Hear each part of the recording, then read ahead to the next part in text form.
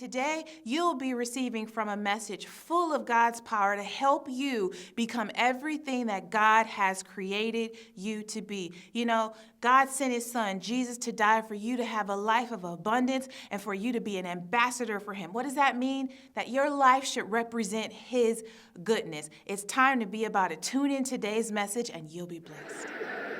The rod and the staff. Now, clearly here, he started talking about shepherding. The Lord is my shepherd, and I shall not want. And sometimes that doesn't just mean everything I want in the world, I'm going to have when I want it, at the time that I want it. How many of y'all found that out? What he's saying is, as a sheep, with a good shepherd, you shall not want, because he will keep you in satisfaction right where you are. See, there's a point in your spiritual walk where you got to grow up and get past just gimme, gimme, gimme. And I'm only going to serve you when everything is going my way.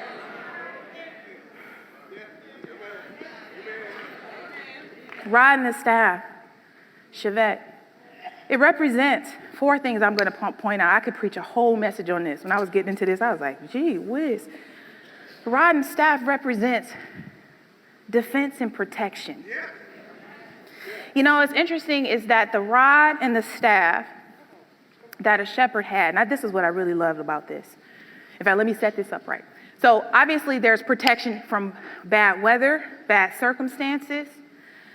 There's protection that they would use that staff in particular to protect the sheep from bad animals that was trying to pick them off, devour them.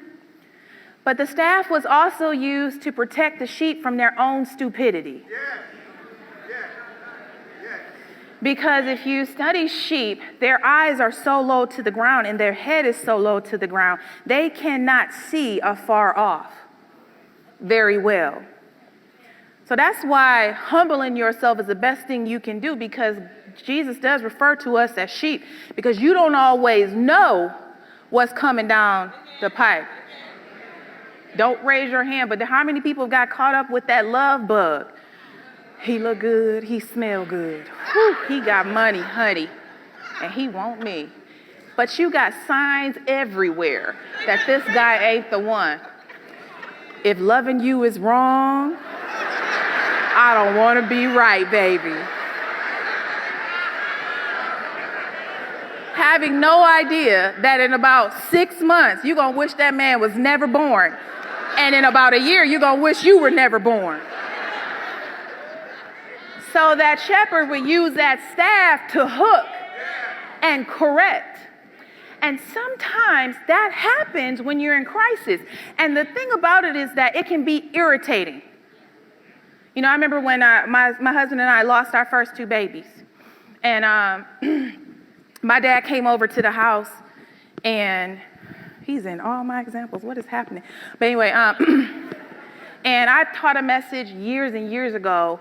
I didn't call it Shake It Off, but it ended up being a Shake It Off message. And I was talking about when Paul got bit by the viper, and instead of like dying down dead what everybody expected, he shook it off. And my dad came in and he said, you got to shake this off. And I was like, I'm about to shake you out of this house. And he started telling me, you can't allow this to happen. You need this to happen. And he put me up to preach when I didn't want to. I cried through a lot of that message. It was called Again.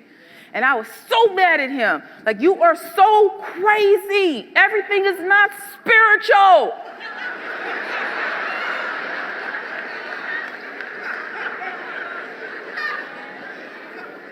And I just felt it became a part of my drama. I've lost my babies. This is why I didn't want to wait this long to get married. I told you, God.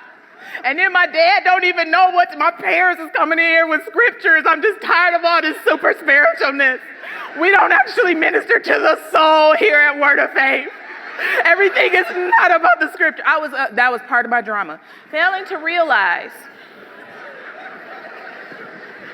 that hooking and stopping you from running off that cliff, that word that you actually do need to get, you got to get past yourself and stop victimizing the good shepherd who may send you a corrective word to keep you and to get you to a place of comfort. Because when I can't see what's going on and I can't see how on earth I'm going to get out of this, I feel that hook of the shepherd. And here's the best part about the protection element is that the staffs are long, so they can hook and save a sheep or beat off a bad animal at a distance. You know, it's like us now, like if you have to go to a fight, you want a gun or you want a sword? I want a gun because I want to be able to shoot you way back there. I don't want to be up here doing all this close up and you cut my hand. You too close. So that staff, he can beat up stuff, get it away from you without even letting it get close. Also known as he is removing drama and issues out of your life before you even know that they're even trying to come.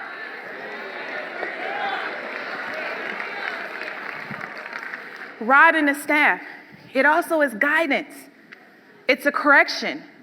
And sometimes the best thing you can ever do in life when you're going through a crisis is open yourself up to correction.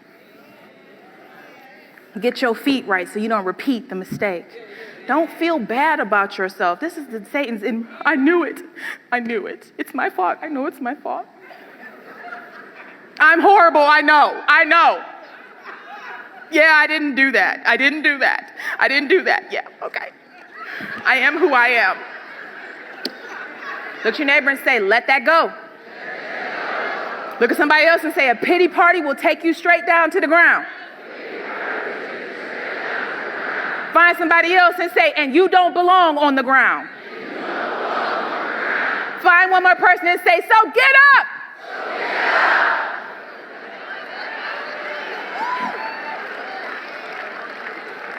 The rod and the staff also represents support, meaning that even though it's a ton of people around, it's a lot of sheep in the fold, it's all this stuff going on, there is the support because I'm in the arms of a good shepherd. And the other thing that a rod represents is authority. You know, even if you go through the Old Testament, you look in the Bible, when they lifted up that rod, the people paused and they looked. It's almost like the Lion King. You know, all the animals are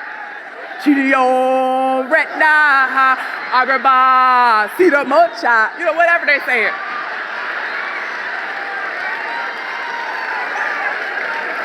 That's what happens when you allow yourself to be shepherded by the good shepherd.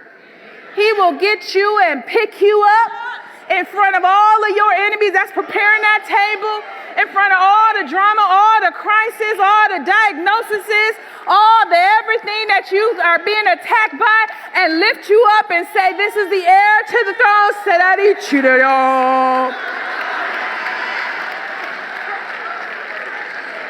Okay. I hope you enjoyed today's podcast. I want to encourage you to subscribe.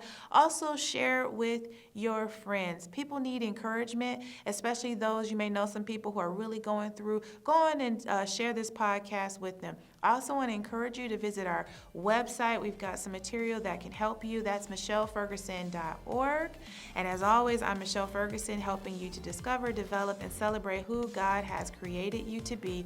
Look forward to seeing you next time.